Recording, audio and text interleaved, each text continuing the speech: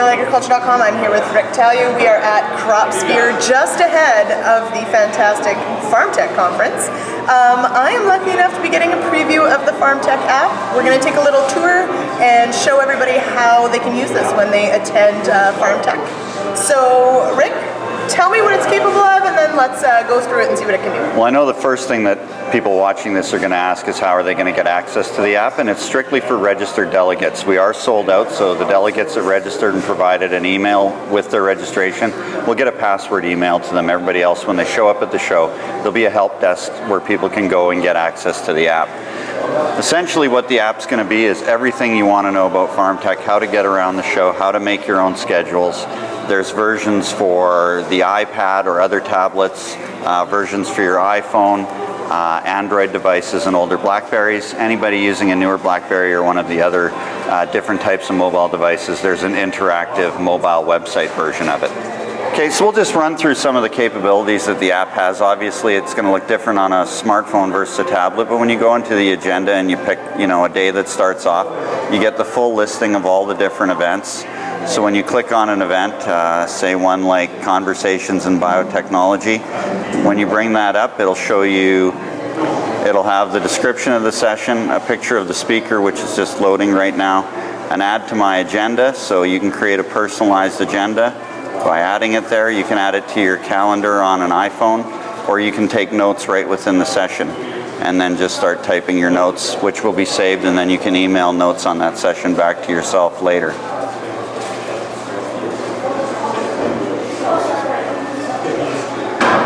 Going back into the main, so now that we've added something to, maybe I didn't add that one to my agenda, I'll just add something to the agenda. So I'm going to go see Conversations on Biotechnology. I add that to my agenda. Then when I go into my agenda, I can quickly see the things that I've selected that I want to go to. For people doing certified education credits and things like that, you'll see it says all tracks up at the top. If we select the tracks, you can just zoom right into any of the individual concurrent sessions, or if we scroll down, you'll find the pesticide applicator, the certified crop advisor, and other types of credits. So for example, if you're after a nutrient management credit as a CCA and you click on that, you'll be able to see what's available on the Tuesday and also what's available on the Thursday for those credits. Again, with the ability to go in, see who the speakers are, add it to your agenda and add it to your calendar. Very cool. Now, what about messaging and attendees? Because I think this is a really cool part of this app. Yeah, one of the things we wanted to do is be able to have delegates interact a little bit better with each other. So when a delegate first signs on, and any registered delegates are going to be put in the system, by default we've set it up to allow messages within the app. The other thing that people can do is they can decide whether they want to publicly, within the app, share their email and their phone number, and then they just hit save, and then that's going to become public. So if I go back to the attendees list over here, you'll see the various attendees. So for example, here's yourself, Lindsay, listed in there.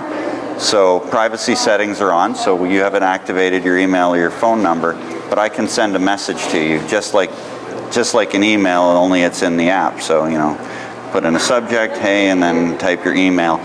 So that's going to give ways a way for people to send messages to other delegates at the show without having to share that personal information.